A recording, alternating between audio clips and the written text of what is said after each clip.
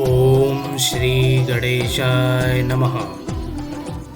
नमस्कार, आप सभी लोगों का बुक माई पंडित ऑनलाइन सिस्टम में स्वागत है। आज हम देखेंगे पूजा करने का सही तरीका, जिससे कि आपको उसकी उचित फल प्राप्त हो, जिसके आवश्यक नियम हैं। चलिए बिना देरी किए हुए वीडियो स्टार्ट करते हैं। में जय माता दी लिख दीजिए। माता रानी आप सभी की सारी मनोकामनाएं पूर्ण करें। दोस्तों, आज हम बात करने वाले हैं कि हमें पूजा के दौरान किन बातों का खास ख्याल रखना चाहिए, कौन सी गलतियां हमें नहीं करनी चाहिए और किन गलतियों को करने से हमें उसका दुष्परिणाम भुगतना पड़ सकता है। कई प्रश्न आ रहे थे कि हमें पूजा कैसे करनी चाहिए, किन भगवान को क्या चीज़ चढ़ाना चाहिए, रोज़ की पूजा मैं करके दिखाऊं कि पूजा कैसे की जाती है। तो ऐसे बहुत से छोटे छोटे प्रश्न आ रहे थे, तो मैं इन सब टॉपिक से रिलेटेड वीडियो बनाने वाली हूँ।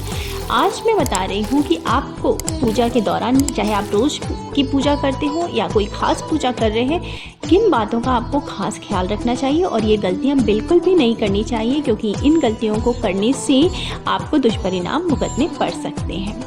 तो दोस्तों, इस वीडियो को आप लास्ट तक देखिए, क्योंकि मैंने ज़्यादा से ज़्यादा उन सारे पॉइंट्स को कवर करने की कोशिश की है जो कि आपको ध्यान में रखना चाहिए पूजा करने के दौरान। तो चलिए देखते हैं। इससे पहले अगर आपने अभी तक मेरे चैनल को सब्सक्राइब नहीं किया है तो कर लीजिए, और अगर मेरा वीडियो अच्छा लगे तो लाइक भी कर दीजिए और फैमिली एंड फ्रेंड्स के साथ शेयर कर दीजिए, और ये बिल्कुल फ्री है।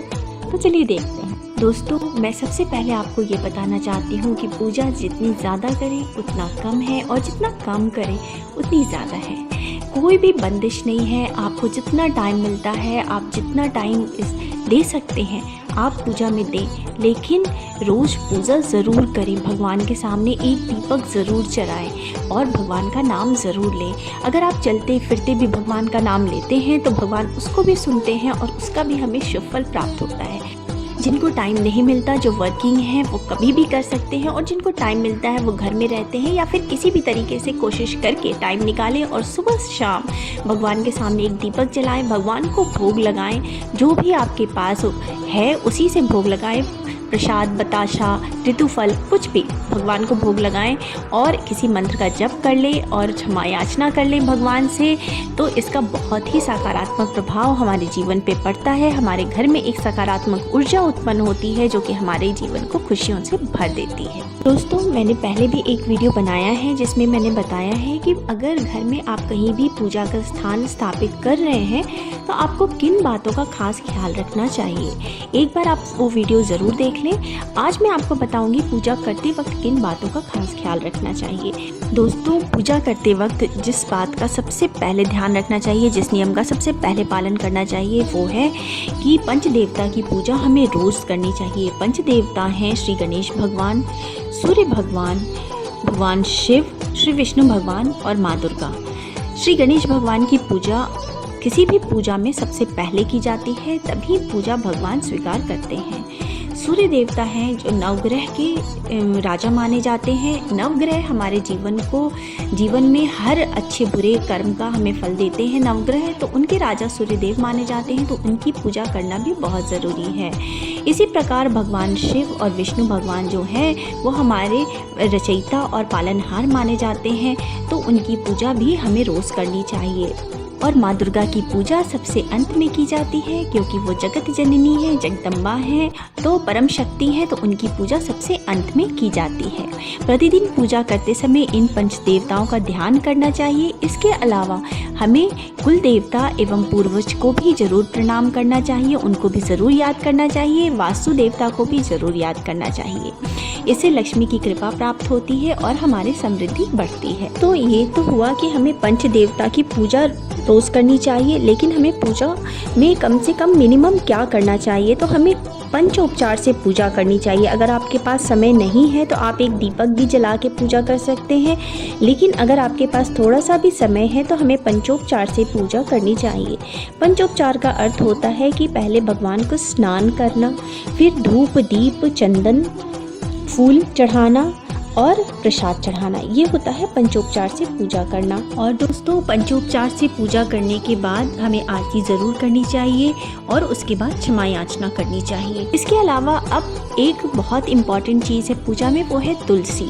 हम पूजा करते वक्त तुलसी भगवान को ज़रूर अर्पित करते हैं। ऐसा कहा जाता है कि तुलसी अगर आप नहीं करते पूजा में तो भगवान वो प्रसाद ग्रहण नहीं करते हैं। तो तुलसी से संबंधित भी कई नियम बताए गए हैं।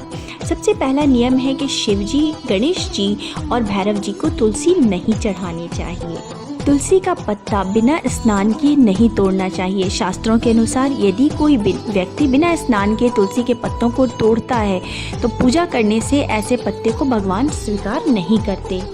तुलसी के पत्तों को 11 दिनों तक बासी नहीं माना जाता है। इन पत्तियों को हर रोज़ जल छिड़ककर पुनः भगवान को अर्पित किया जा सकता है। और एक और बात का बहुत खास ख्याल रखना चाहिए कि रविवार, एकादशी, द्वादशी, संक्रांति तथा संध्या काल में तुलसी के पत्ते नहीं तोड़ने चाहिए। इसी प्रकार दोस्तों, गंगा जल का भी हमारे पूजा में बहुत महत्व होता है।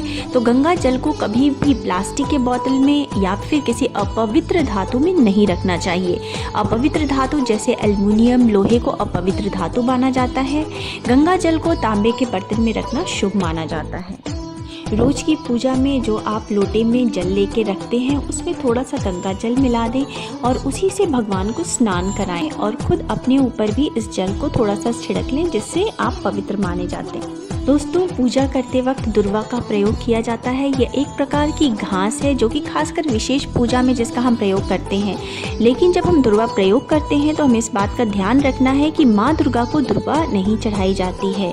ये श्री गणेश भगवान का प्रिय है और ये श्री गणेश भगवान को अर्पित करना चाहिए। और दुर्वा रविवार को नहीं तोड़नी चाहिए। पूजा करते वक्त हमें दीपक जरूर जलाना चाहिए। हमेशा कोशिश करनी चाहिए 2 दीपक जलाएं। एक दीपक घी का दीपक होना चाहिए और दूसरा तेल का। घी के दीपक में आप रुई की बत्ती यूज कर सकते हैं। तेल के दीपक में लाल रंग के कलावा की बत्ती यूज करें, जो कि बहुत ही अच्छा माना जाता है। और तेल के दीपक में अगर तिल का तेल हो तो वो बहुत ही अच्छा होता, शुभ माना जाता है, क्योंकि तिल के तेल का दीपक जलाने से हमारे घर की निगेटिव एनर्जी खत्म होती है। घी का दीपक हमें सुबह शाम जलाना चाहिए भगवान के सामने और आरती करनी चाहिए। दीपक जलाते वक्त भी कुछ खास बातों का ध्यान रखना चाहिए कि एक दीपक से दूसरे दीपक को कभी न जलाएं, या फिर अगरबत्ती से दीपक न जलाएं या दीपक से अगरबत्ती न जलाएं। जो ऐसा करता है वो शास्त्रों के अनुसार वो लोग रोगी हो जाते हैं।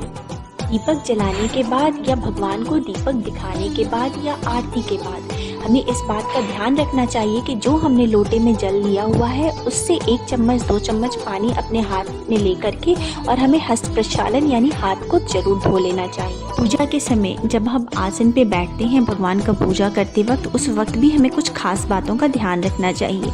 पूजा करते वक्त हमें इस प्रकार बैठना चाहिए कि हमारा मुख पूरब की ओर हो या उत्तर की ओर हो।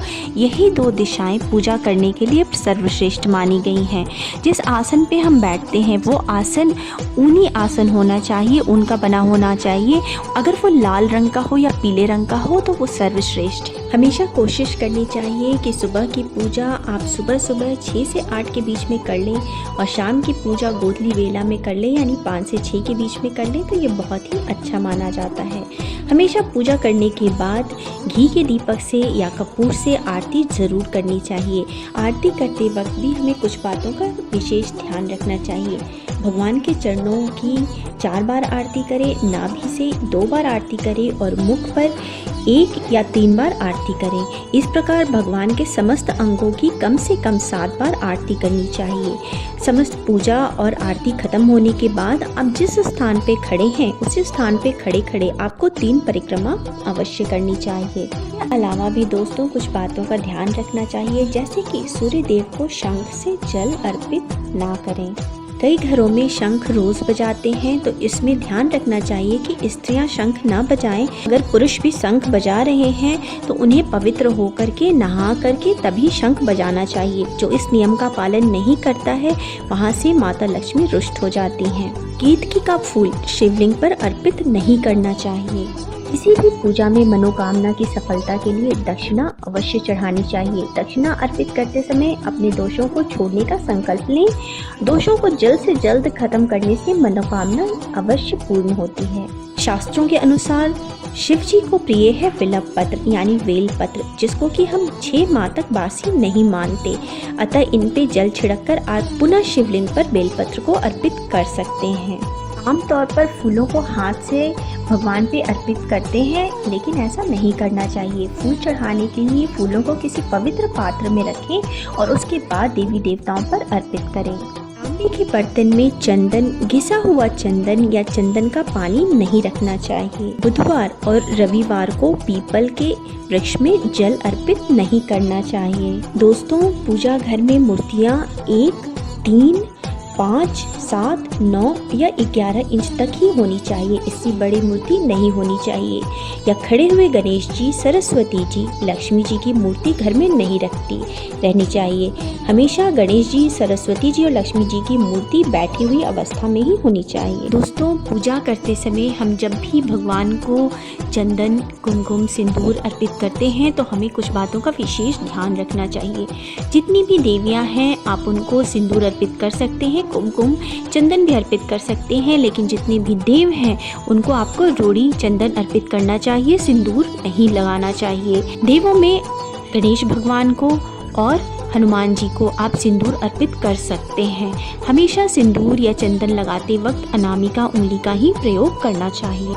दोस्तों, मैंने अपने इस वीडियो में कोशिश की है कि मैं आपको पूजा में किन छोटी बड़ी बातों का विशेष रूप से ध्यान देना है उसकी ज़्यादा से ज़्यादा जानकारी दे सकूं। दोस्तों, मैं अपने आगे की वीडियोस में भी आपको पूजा से संबंधित विशेष जानकारियां देती रहूंगी। अगर आपको मेरा ये वीडियो अच्छा लगा है तो लाइक कर दीजिए, फैमिली एंड फ्रेंड्स के साथ शेयर कर दीजिए और मेरे चैनल को सब्सक्राइब करना मत भूलिए। अब मिलते हैं नेक्स्ट वीडियो में। So thanks for now, bye bye.